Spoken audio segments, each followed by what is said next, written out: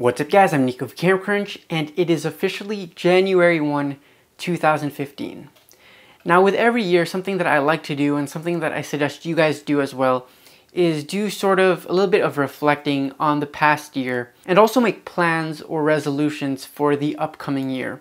And so that's what I'm going to do with this video today, of course, in terms of photography. 2014 was a very big year for me just in terms of my life because I graduated college, I moved back from the US to the Philippines, and I started working, which explains the lack of videos, even though I did promise earlier this year that I would make more videos every week, but I'm going to have more on that a little bit later.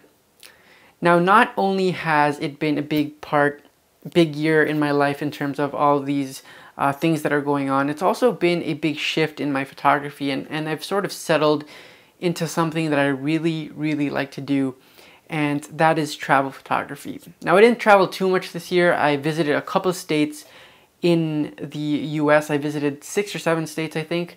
I also traveled a little bit around Asia. Actually, I just went to Thailand in Asia, and of course the Philippines.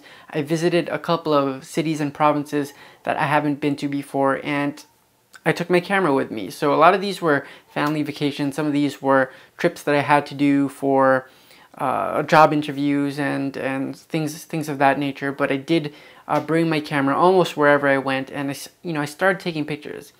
Travel photography is something that I've always done because I've always gone on family vacations and that sort of stuff.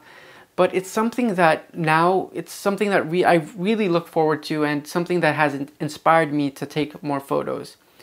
I'm not really a people's person, even though I make these YouTube videos. It's hard to imagine, I know, but like fashion photography, event photography, and that sort of stuff, that's not really my thing. I don't communicate well with other people.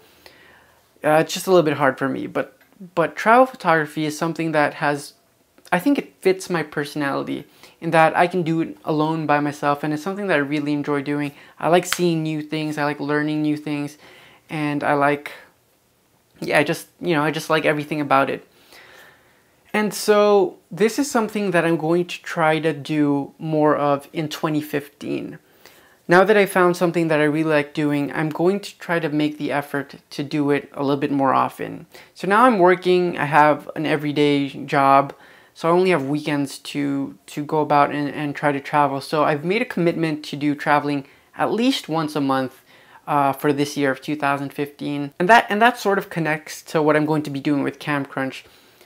Now, I have a couple of lens reviews lined up and tutorials lined up, but instead of just doing these basic generic tutorials that I normally do in my room or something like that, what I'm going to start doing is I'm going to start taking you guys on these trips with me. Now, I'm not going to go on these trips primarily for Cam Crunch, but I'm going to try to document enough so that I can talk to you about these trips, talk about what I did in terms of my photography, the pictures that I take. I'm going to run through the pictures that I take, talk to you a little bit about my shot selection and that sort of thing.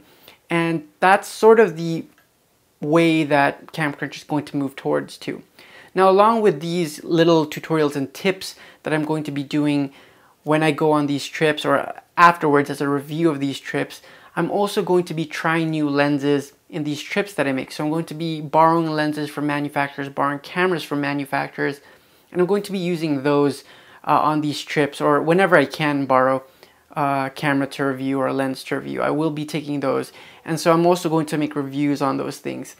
And this is something that's taken me a while to plan out, but I think this way of moving forward is a good way to fit Cam Crunch into my everyday life, how I can incorporate it without it having to be a distraction or just take away from everything else that I'm doing. I want to try to make it as involved as possible so that not only is it as informative as possible, but it just feels natural and real, and you guys can get the most out of it. It doesn't feel pressured or anything like that.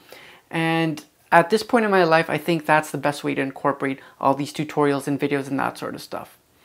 So now that's my reflection of the past year, and those are my resolutions for the new year in terms of photography. I highly encourage you guys to also make these resolutions. So in the comment box down below, I want you guys to tell me what things you've done in the past year and what things you're going to do moving forward in terms of photography. I'd love to know, and we can start a discussion in the comment box down below. Hopefully we can all help each other out, fulfilling these resolutions, making comments and suggestions to people, maybe some things they can add, or some things, some pieces of advice that you can give if you've been in those situations before. So again, leave those in the comment box down below, and let's try to start some sort of community help sort of thing in the comment box down below. So that's it. Those are my resolutions and reflections for the past year and for the next year. Stay tuned, because in the upcoming week or so, I'm going to have a review of one of my favorite lenses ever, and that's the Canon 17-40 f4 lens, L-series lens. That's coming up very soon. And yeah, I'll see you guys in the next video. Make sure to thumbs up this video, favorite, subscribe if you haven't yet, and I'll see you guys later.